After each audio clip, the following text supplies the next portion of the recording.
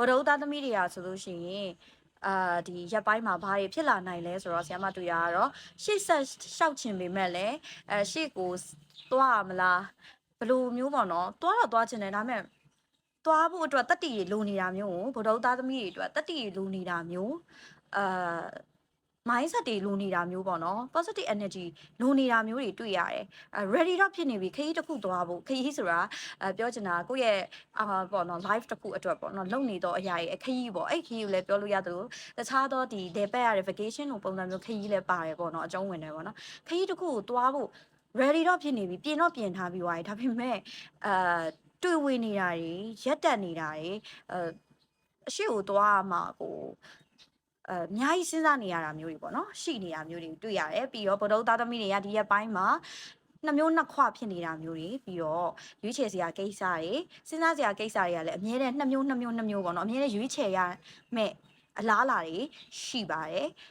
ပြီးတော့လို့ရှိရင်လုပ်ငန်းနဲ့ပတ်သက်တော့၎င်းတခြားသောအရာတွေမှာလည်းညှိနှိုင်းပြောဆိုရတာတွေရှိပါတယ်ညှိနှိုင်းပြောဆိုရတာတွေဆွေးနွေးရကိုလာပြီးတော့ပေါ့နော်လာဆွေးနွေးတာတွေကိုကသွားပြီးတော့discuss လုပ်ရတာတွေပေါ့နော်အဲ့လိုမျိုးတွေတွေ့ရှိရပါတယ်ပြီးရင်ဒီဗုဒ္ဓသားသမီးတွေကခုနပြောတဲ့အတိုင်းပဲရွေးချယ်နေနေရပေါ့နော်တကယ်ကိုပိုက်နိုင်နောက်ဆုံးမှရွေးချယ်သွားနိုင်မယ်ဆိုတော့လည်းတွေ့တယ်အခွင့်အရေးတွေထဲမှာဆိုလို့ရှိရင်ပို့ပြီးတော့ကိုယ့်ရဲ့ live ကိုပို့ပြီးတော့မြင့်သွားစေမယ်ရွေးချယ်မှုပို့ပြီးတော့ကိုယ့်ရဲ့ live အတွက်ပို့ပြီးကြီးမားသော decision ကိုဆုံးဖြတ်ရမယ်ကာလလည်းဖြစ်နေတာမို့လို့အဲ့ဒီ decision ကလည်းမှန်ကန်ဖို့အတွက်ပေါ့နော်ဘာသာရေးလေးနဲ့တွဲပြီးတော့လုပ်ပေးလိုက်မယ်ဆိုလို့ရှိရင်အဲ့ဒီဆုံးဖြတ်ချက်တွေကပို့ပြီးမှန်ကန်လာမယ်ပို့ပြီး support ဖြစ်လာမယ်ပေါ့နော်ပို့ပြီးတော့အထောက်ပံ့ဖြစ်လာပါလိမ့်မယ်ဒီရက်ပိုင်းမှာဗုဒ္ဓဦးသားသမီးတွေကဘယ်လိုပြောရမလဲတယောက်တည်းနေချင်တာတွေစဉ်းစားစရာရှိနေတာတွေရှာဖွေနေတာတွေသူသိချင်နေတဲ့အမှန်တရားတစ်ခုသူလိုချင်နေတဲ့ဒီအရာတစ်ခုကိုပြောရမယ်ဆိုရင်ပေါ့တယောက်တည်းတွေးတောစရာတွေရှိနေလို့တကယ်ချင်းမိတ်ဆွေတွေနဲ့တော့ခဏပေါ့နော် contact ကိုတိတ်မလောက်တာမျိုးတယောက်တည်းရွေးချယ်နေရတာမို့လို့စဉ်းစားနေရတဲ့ case အများများနေတာမို့လို့တယောက်တည်းနေသွားမယ်ဆိုတာလေးတွေကိုလည်းဒီရက်ပိုင်းမှာတွေ့ရပါတယ်ပြီးတော့နောက်တစ်ခုက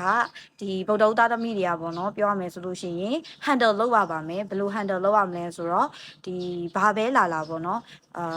ပြောရမယ်ဆိုလို့ရှိရင်ညီမျှနေအောင်ပေါ့ညီနေအောင် handle လုပ်ရမယ့်အပိုင်းတွေလည်းပေါ်လာမယ်ရေများတောက်ပေးပါရေရှိတဲ့နေရာတွေမှာ